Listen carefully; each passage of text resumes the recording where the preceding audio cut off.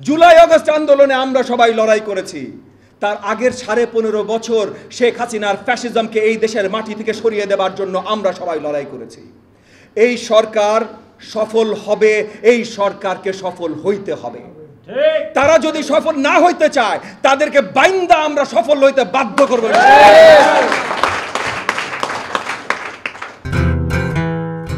ঢাকা শহর, এই যে আমার পাশে দাঁড়ানো আজকে এনডিএম এর অনেক নেতৃবৃন্দ আছেন যারা কারাবদ্ধ হয়েছেন, গুলি আঘাত পেয়েছেন, অনেক নির্যাতিত হয়েছেন। জাস্ট এই জুলাই আগস্ট আন্দোলনের কথাই বলছি। এই সব ত্যাগ স্বীকারের পর আজকে আমরা বাংলাদেশের জনগণের কাছে যেই সুন্দরভাবে পৌঁছতে পারছি, আমি আসলেই বিশ্বাস করি যে আগামী নির্বাচনে 300 আসনেই শুধু আমরা ভালো ক্যান্ডিডেট দিব না, অনেকগুলো আসন নিয়ে আমরা পার্লামেন্টে যেতে সক্ষম হব ইনশাআল্লাহ। এবং সেইভাবে পার্লামেন্টে যেতে হলে আপনাদের সবার বড় বড় অবদান রাখতে হবে।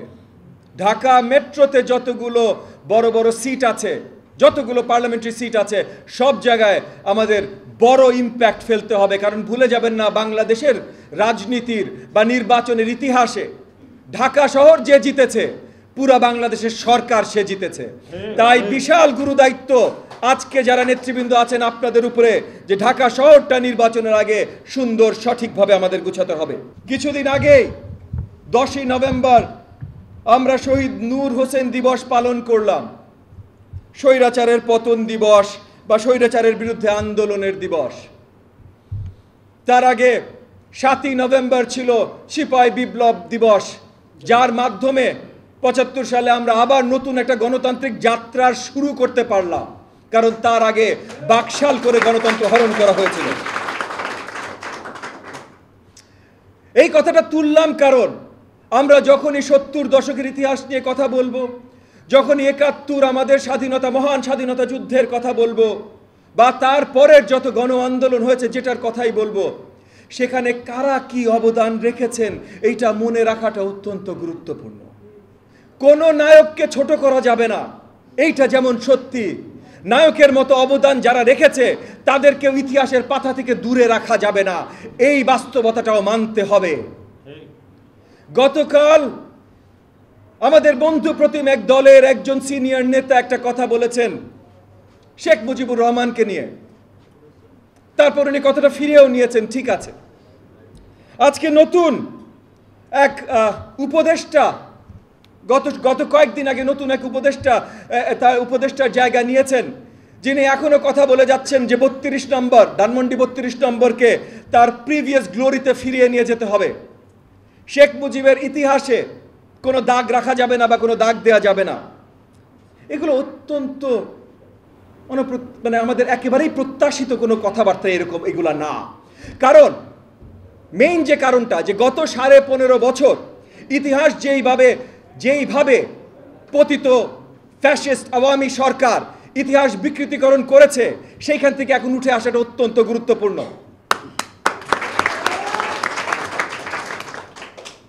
আজকে বিপ্লবী সরকার নিয়ে কথা হয় যে এই সরকার বিপ্লবী সরকার হওয়ার কথা ছিল। দেখেন ভাই, গণ আন্দোলন আর বিপ্লব দুটো ভিন্ন জিনিস।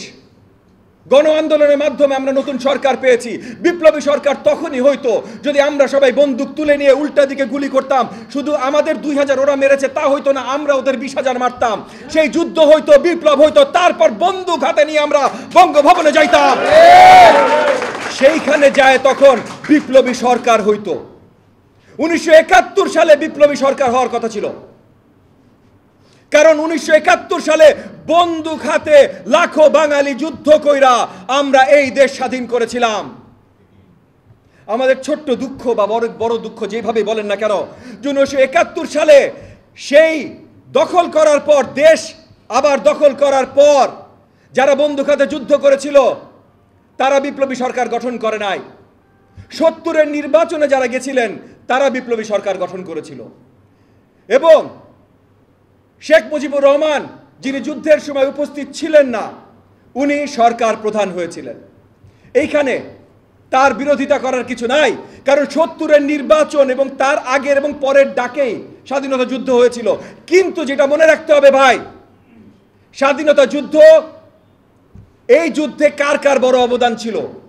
যদি শহীদ তাজউদ্দিন না থাকতো তাইলে বাংলাদেশের এক্সাইলে সরকার হইতো না। যদি তাজউদ্দিন না থাকতো তাহলে ভারতের সাথে আমাদের আলোচনা হইতো না। যদি তাজউদ্দিন না থাকতো 16ই ডিসেম্বরে আমাদের বিজয় হইতো না। একই সাথে তাজউদ্দিনের সাথে যদি ওসমানী সাহেব না থাকতো তাইলে আমাদের মুক্তিযোদ্ধাদের কোনো কমান্ডার থাকতো না।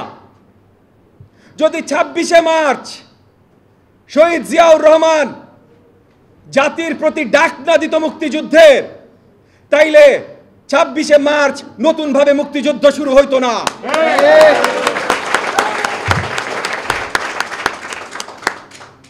আপনি জাতির পিতা নিয়ে কথা বলতে চান, কোনো অসুবিধা নাই। তাইলে এই জাতি মানে Bangladesh as a nation, Bangladesh একটা দেশ, এইটার জন্মের জন্য যারা বড় বড় অবদান রেখেছে, তাজউদ্দিন সাহেব, ওসমানী সাহেব, শহীদ জিয়াউর রহমান, এদের সবাইকে আপনার সেই মর্যাদাটা দিতে বাধ্য। বিশ্বের বড় বড় স্বাধীনতা নিয়ে যখন কথা হয়, প্রথম গণতন্ত্র, প্রথম স্বাধীনতা ছিল যুক্তরাষ্ট্রে। যুক্তরাষ্ট্রের স্বাধীনতা যুদ্ধে মেইন নেতৃত্ব দিয়েছিল, যোদ্ধা নেতৃত্ব দিয়েছিল জেনারেল জর্জ ওয়াশিংটন। যুক্তরাষ্ট্রে কি জর্জ ওয়াশিংটনকে তাদের জাতির পিতা বলে? না ভাই।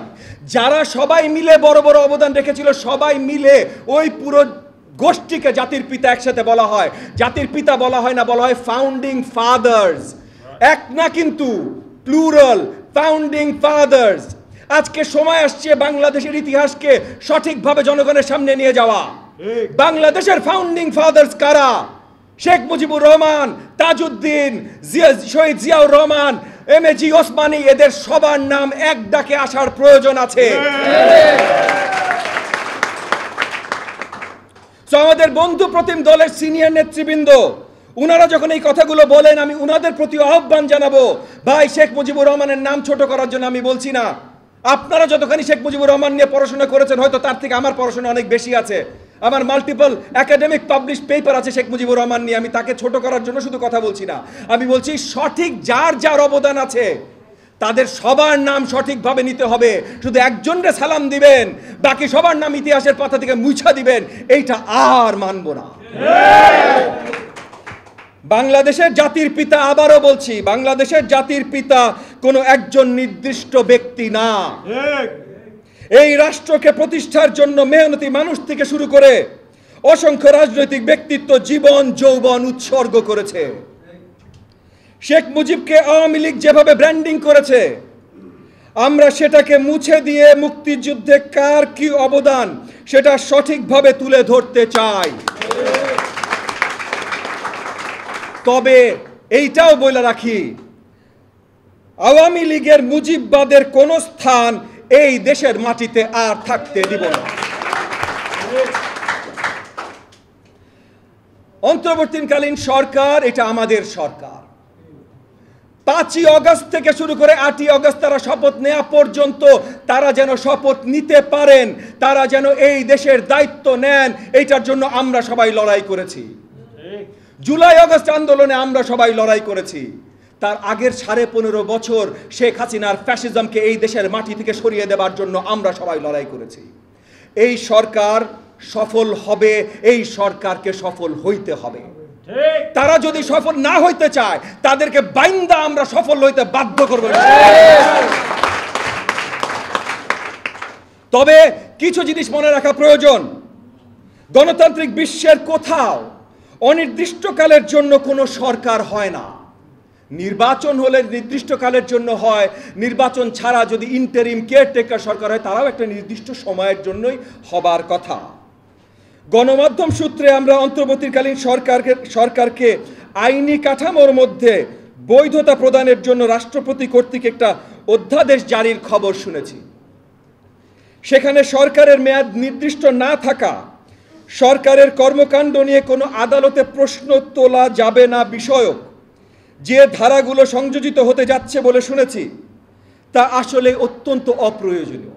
এটা আমাদের সরকার ভাই, আমরা সবাই মিলে নিশ্চয়ই নির্ণয় করব এই সরকারের থাকা কতদিনের প্রয়োজন আছে। যদি লম্বা প্রয়োজন থাকে, আমরা এই সরকারকে লম্বা সময় রাখবো ইনশাআল্লাহ।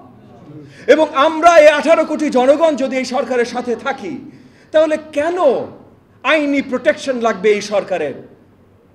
আমরাই তো আইন। গণতন্ত্র মানে কি? দেশের জনতার যেটা প্রয়োজন, দেশের জনতার যেটা আকাঙ্ক্ষা, দেশের জনতা যেটা চায় সেইটাই হবে আইন। তাহলে আমরাই যদি আইন হই, তাহলে এই আইন থেকে অন্তর্বর্তীকালীন সরকারের কোনো প্রোটেকশন দরকার আছে বইলা আমরা মনে করি না।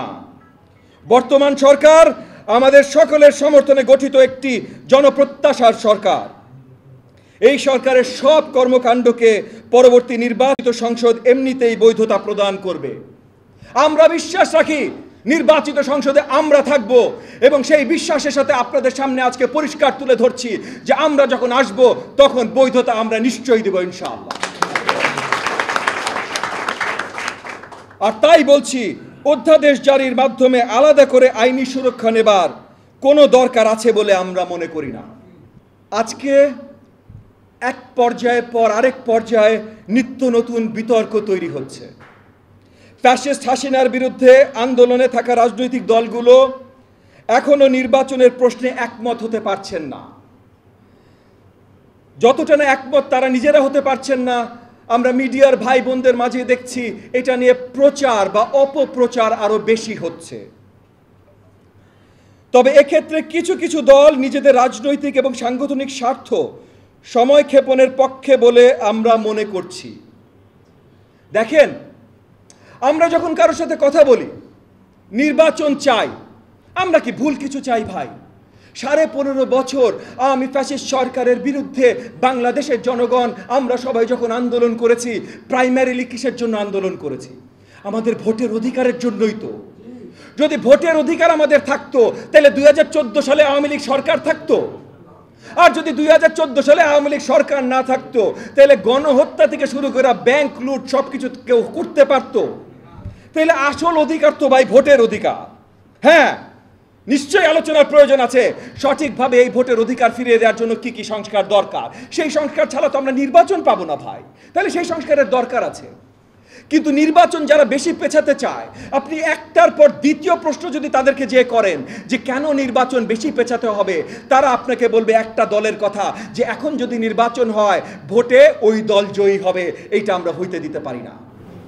এখন সবচেয়ে বড় প্রশ্ন ভাই সবার কাছেই, আমার 18 কোটি বাংলাদেশের জনগণের কাছে, যে আপনারা কাকে ভোট দেবেন এইটার সিদ্ধান্ত কি অন্য কেউ নিয়ে দেবে?